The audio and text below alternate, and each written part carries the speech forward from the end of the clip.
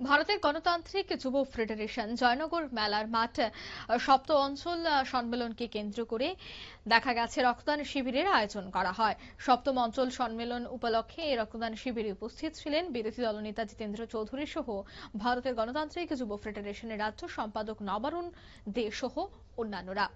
রাজ্যে রক্তের ঘাটতি মেটাতে এই রক্তদান শিবিরের আয়োজন এবং যে কোনো অনুষ্ঠানে বামেরা রক্তদান শিবিরে এগিয়ে আসেন বলে জানাচ্ছেন বাম নেতৃত্বরা। তবে রক্তদান শিবিরের আজকের এই কর্মসূচিতে রক্তদাতাদের উপস্থিতিও ছিল বেশ লক্ষণীয়, প্রত্যেকের মধ্যেই ছিল উৎসাহ। এদিনের এই শিবির থেকে কি বলছেন বিরোধী দল নেতা জিতেন্দ্র চৌধুরী, শোনাবো একবার। অঞ্চল সম্মেলন উপলক্ষে আজকে এখানে রক্তদান শিবির সংগঠিত করছে। আমি প্রথমত তাদেরকে আন্তরিক শুভেচ্ছা এবং ধন্যবাদ জানাচ্ছি যে এই সময়েতে যখন যুব সমাজকে একটা আত্মকেন্দ্রিক, একেবারে সমাজ থেকে বিচ্ছিন্ন, শুধুমাত্র নিজের জন্য বাঁচতে হবে এরকম মানসিকতা তৈরি করার চেষ্টা আমাদের গোটা ব্যবস্থার মধ্য দিয়ে খুবই সক্রিয়।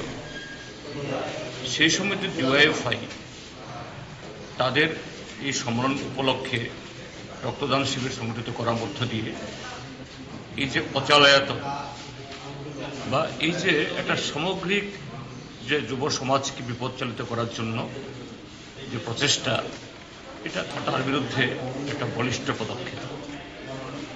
এভাবেই যুব সমাজের মধ্যে মানবিক মূল্যবোধ, এবং আমি একা নই, সমাজের জন্য আমাকে বাঁচতে হবে, সমাজের জন্য করতে হবে, তিলে তিলে যদি শিবির করে তোলা যায় তাহলে নিশ্চয়ই এই অন্ধকার প্রতিবন্ধময় ব্যবস্থা থেকে আমরা বেরিয়ে আসতে পারব।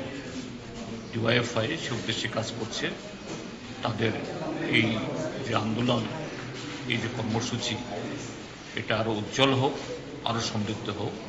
আজকে যা রক্তদান করছে প্রত্যেককেই আমি আন্তরিক শুভেচ্ছা জানাচ্ছি এবং তাদের সুস্বাস্থ্য এবং দীর্ঘায়ু কামনা করছি।